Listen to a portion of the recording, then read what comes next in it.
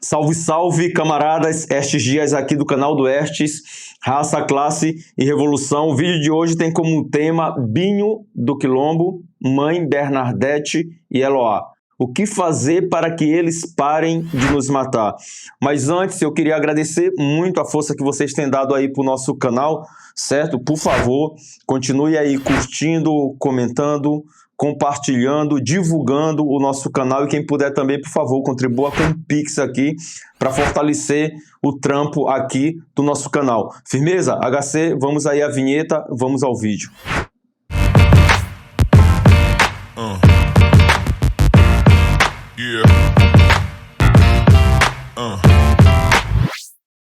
Então, camaradas, nas últimas semanas, com certeza, uma parte boa da militância preta deste país deve ter ficado muito consternada com as chacinas que aconteceram contra o nosso povo. Muita gente deve ter derramado lágrimas. Em apenas 5 dias, as polícias de São Paulo e da Bahia juntas assassinaram 45 pessoas, todas elas pobres, quase todas elas pretas.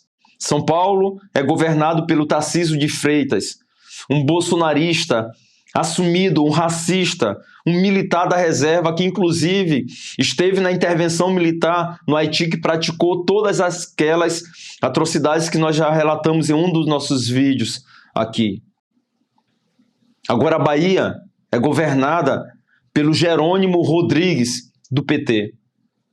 Uma prova cabal de que a violência policial praticada contra negros e negras não é um monopólio apenas da ultradireita, infelizmente. Essas chacinas pressionaram as organizações do movimento negro a convocar uma plenária nacional para organizar atos contra o genocídio negro e a violência policial. Infelizmente, alguns dias depois, a polícia do Rio de Janeiro assassinou um adolescente de 17 anos e, na sequência, uma menina de 5 anos de idade, a pequena Eloá, quando a mesma brincava na cama do quarto da sua casa. E não parou aí. Quinta-feira, agora, foi a vez da mãe Bernardete, líder quilombola do quilombo Pitanga de Palmares, do município Simões Filho, na Bahia. E essa nossa irmã quilombola líder, que denunciou toda a violência e a disputa de terra do nosso povo pobre pelos ricaços e fazendeiros da região, essa irmã que teve a coragem de denunciar para a Rosa Weber tudo isso, acabou de ser assassinada agora nessa madrugada com 20 tiros diante dos seus filhos. Nós estamos muito machucados e vamos receber daqui a alguns minutos o Conselho Nacional de Justiça, o mesmo conselho, com uma delegação. E nós pedimos ao ECL que denuncie isso aí. Nosso coração está quebrado, estamos despedaçados. Não sabemos mais a quem recorrer frente às injustiças contra os mais quebrados, contra o povo negro. Não podemos admitir que esse Brasil seja entregue à milícia. O PT governa o estado da Bahia há 20 anos. E há 20 anos, nosso povo negro está morrendo na Bahia, na mão desses policiais milicianos e de um governo irresponsável que não ama seu povo, que vota neles, só usa o voto do povo e não ajuda o povo a vencer o básico, que é o direito à terra. Eu peço ao ECL para denunciar isso a nível nacional. Eu quero deixar aqui o meu mais profundo sentimento aos familiares e amigos de todas essas vítimas do genocídio negro e da violência policial praticada nas últimas semanas no nosso país. Muito particularmente aos familiares e amigos da pequena Eloá, de apenas 5 anos, que teve que ser enterrada pelos seus pais e pelos seus avós. E da mãe Bernardete, de 72 anos, que foi enterrada pelos seus filhos e pelos seus netos, sem ter cumprido uma missão que ela estabeleceu para si própria, que era de obter justiça para o seu filho, Binho do Quilombo, que foi assassinado há 6 anos atrás por jagunços, também a mando dos fazendeiros da região. Mas nós queremos também aqui repudiar a declaração da delegada Andréa Ribeiro, que está tentando associar o assassinato da mãe Bernardete ao tráfico de drogas. Eu vou pedir para o HC colocar o vídeo da declaração dessa delegada da Polícia Federal. A polícia não descarta outras possibilidades. Possível ameaça, uma possível atuação do tráfico de drogas local, ou então o fato do crime ter acontecido também nessa comunidade quilombola, se há alguma correlação entre a atuação da vítima, né, dentro dessa comunidade. Isso é um absurdo. E é o mesmo argumento que o governador da Bahia, o de São Paulo, o do Rio de Janeiro, Cláudio Castro, utilizam para justificar o genocídio negro. O velho discurso de guerra às drogas, que na verdade, na sua essência, é guerra aos pretos, aos pobres e aos favelados, inclusive amparado na lei antidroga sancionada por Lula em 2006. Nós queremos repudiar que também a declaração evasiva do presidente Lula, que não responsabiliza o governador da Bahia, assim como a declaração evasiva também do ministro dos Direitos Humanos e da Cidadania, o Silvio de Almeida, que vem com papo de que é preciso aperfeiçoar o Estado. O que significa aperfeiçoar o Estado? Tirar 2 centímetros da faca que está enfiada nas costas do povo preto desse país há mais de 500 anos, para depois empurrar 2, 3, 4, 5 centímetros, como dizia o Malcolm X, ou a declaração da ministra da Igualdade Racial, Aniele Franco, que tenta associar o assassinato da mãe Bernardete ao crime de racismo religioso, justamente também para livrar a cara do governador da Bahia do PT. Nós não queremos com isso, camaradas, minimizar o peso que o racismo religioso tem no Brasil e principalmente na Bahia. Agora, nós achamos que o caso não pode ser associado exclusivamente a essa hipótese. Vou pedir para o HC colocar a declaração da Aniele Franco. A ministra da Igualdade Racial, Aniele Franco, falou da importância de se combater a intolerância religiosa. É importante dizer, né, que o ataque contra terreiros e o assassinato de lideranças religiosas de matriz africana não são pontuais, né? E é por esses motivos que no Ministério da Igualdade Racial a gente tem um profundo compromisso com todo o povo de Axé, né, desde o início, desde o princípio desse ministério. Essa declaração, camaradas, contraria o que a própria mãe Bernardete havia denunciado inúmeras vezes, inclusive no evento que contou com a presença da ministra Rosa Weber, de que ela estava marcada para morrer por fazendeiros da região. Eu vou pedir mais uma vez ao HC para colocar a própria fala da mãe Bernardete, o apelo dela, a ministra Rosa Weber. Até hoje, não sei o resultado do assassinato de meu filho. Abalou. Todo mundo abalou, não é isso, gente? Abalou. Foi no mesmo período que morreu o Marielle. Inclusive, eu fui em diversos encontros com a mãe de Marielle. É injusto. Recentemente perdi um outro amigo e amiga e um quilombo também. É o que nós recebemos, ameaças. Principalmente de fazendeiros, de pessoas da região. É o que nós recebemos. Hoje vivo assim, que eu não posso sair, que eu estou sendo revistado, minha casa toda cercada de câmera, e eu me sinto até mal com um negócio desse. Bem diferente dessas declarações evasivas, o advogado da mãe Bernardete denunciou o programa de proteção do governo do estado da Bahia para uma liderança quilombola de 72 anos ameaçada de morte. Abre aspas. A proteção do Estado era só uma ronda simbólica na casa da mãe Bernardete. Uma viatura da PM ia lá uma vez por dia, geralmente no final da tarde, falava com ela e ia embora. Que segurança é essa? Fecha aspas. Ou seja, é impressionante como o governo da Bahia conseguiu movimentar centenas de PMs para arrancar a vida de quase 20 pessoas pretas e não conseguiu garantir a proteção para uma liderança quilombola ameaçada de morte e que já havia perdido um filho. Descaso total. E é incrível como, além de não haver responsabilização do governo da Bahia nas falas de Lula, de Aniele Franco, de Silvio de Almeida, também não aparece a palavra fazendeiro, madeireiro, latifúndio. É preciso entender o que está acontecendo, camaradas, para que a gente possa arrancar o mal pela raiz. Em nossa opinião, o aprofundamento do genocídio negro, do racismo e da violência policial no Brasil é um produto direto do processo de recolonização desse país. Esse não é um esforço de reflexão fácil de se fazer, mas é extremamente necessário.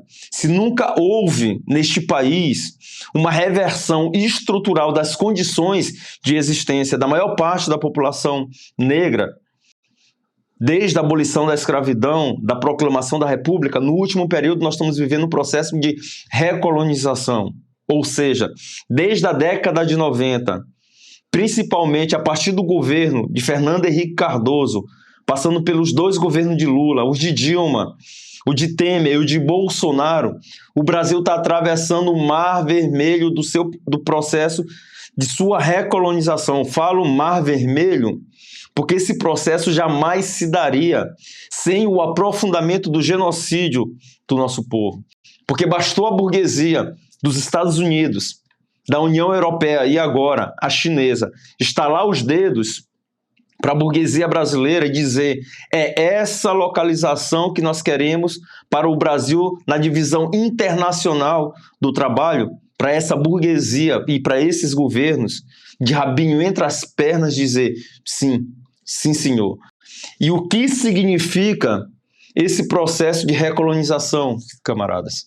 Significa a privatização das empresas públicas, a destruição dos postos de trabalhos mais bem remunerados, destruição de direitos trabalhistas, direitos sociais, reforma da Previdência, reforma trabalhista, PL das terceirizações, Matopiba, que é a nova fronteira agrícola do Brasil, uma das maiores do mundo, que envolve os estados do Maranhão, Tocantins, Piauí, Bahia, que entrega 73 milhões de hectares de terras para a agroindústria e um monte de ataques que empurra a classe trabalhadora e, portanto, a população negra, que compõe majoritariamente a classe trabalhadora deste país, para uma situação de desemprego, de semi-escravidão e de fome.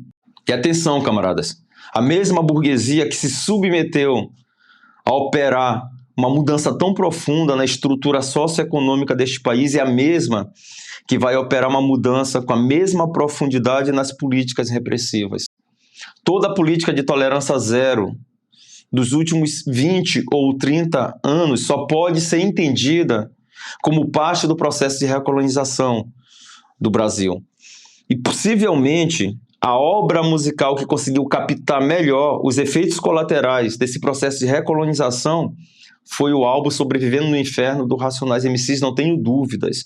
Inclusive numa perspectiva futurista, porque mais à frente vem a lei antidroga sancionada por Lula em 2006, que possibilita a polícia desatar uma guerra às drogas, criando um inimigo interno no Brasil, que são os pretos, que são os pobres, que são os favelados. Para que você tenha uma ideia, na década de 90, que é quando começa esse processo de reversão colonial, a população carcerária do Brasil era de 90 mil presos. Hoje é de mais de 900 mil presos e quase metade são presos provisórios que nunca foram julgados. 180 mil são presos por porte de drogas.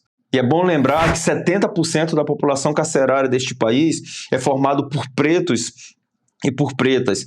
Depois você vem a lei antiterror de Dilma, a militarização dos morros, das favelas, dos bairros periféricos, sobretudo aí com as UPPs, tentativa de redução da maioridade penal, militarização das escolas, o pacote anticrime de Moro e Bolsonaro, enfim. Não são processos que acontecem de maneira paralela. Toda essa política repressiva e genocida, ela é uma extensão do projeto de recolonização deste país. Vou falar uma coisa para vocês, camaradas. Eu não tenho dúvidas que toda essa liberdade que as Forças Armadas brasileiras e suas forças policiais adquiriram para fazer intervenção em nossos territórios, para matar indiscriminadamente, inclusive inocentes, inclusive crianças e mulheres, ela se dá sob o signo do artigo 7 da Carta da ONU, que foi o que permitiu a MINUSTAH invadir o Haiti e praticar tantas atrocidades, como violentar sexualmente e matar mulheres e crianças, sem que nenhum comandante brasileiro ou soldado brasileiro fossem julgados, muito menos punidos. Foi sobre esse signo que depois se transformou em pacote anticrime do Moro com Bolsonaro, que ocorreu o assassinato de crianças como o João Pedro, como a Ágata e agora como a Eloá. Eu prometo aqui para vocês que eu vou fazer um vídeo específico sobre isso para colocar aqui em nosso canal. Mas também vou indicar aqui, nós vamos colocar aqui o link de um artigo muito bom que o camarada Wilson Honório escreveu sobre esses assassinatos de crianças e também do nosso camarada Zé Maria sobre essas chacinas praticadas pela polícia militar. Agora é possível que você me pergunte, Estes, se você está afirmando que o genocídio, o aprofundamento do genocídio negro é produto do processo de recolonização, então significa que para frear o processo de genocídio é preciso barrar o processo de recolonização do país? Eu remeto essa pergunta a você. O governo Lula-Alckmin teria condições de reverter esse processo? Honestamente falando, eu acho que não, camaradas. Se tivesse condições de reverter este processo, camaradas, o PT não teria aprovado a reforma tributária, o arcabouço fiscal, e Lula teria vetado o marco temporal, que é um ataque aos povos indígenas e é parte do processo de recolonização. Pelo contrário, a luta para barrar o genocídio negro, ela passa diretamente pelo enfrentamento ao governo de plantão. E olha que nossa tarefa não é fácil, porque passa também pelo enfrentamento à ultradireita bolsonarista, que não está derrotada, que não está morta, que tende a crescer com o processo de recolonização e com a guerra às drogas em nosso país. E por último, derrotar o processo de recolonização, o projeto de recolonização, significa frear o genocídio e não acabar com o genocídio. Acabar com o genocídio negro no Brasil e eliminar o racismo passa necessariamente pela compreensão da classe trabalhadora deste país, que precisa implodir as estruturas socioeconômicas deste país e colocar o Estado e as riquezas sob o seu controle desta classe trabalhadora formada majoritariamente por negros e por negras. Não para a gente pedir parem de nos matar, mas para a gente dizer em alto e bom tom: vocês nunca mais nos matarão. Então, camaradas, espero que vocês tenham gostado do vídeo, espero que vocês possam divulgar o máximo possível esse vídeo, beleza? Não esqueçam aí, quem ainda não está inscrito em nosso canal, vai lá, se inscreve no canal, não esqueça de acionar o sininho para que você possa receber vídeos novos sempre que for postados aqui no nosso canal do Estes, Raça, Classe e Revolução. Firmeza? Tamo junto.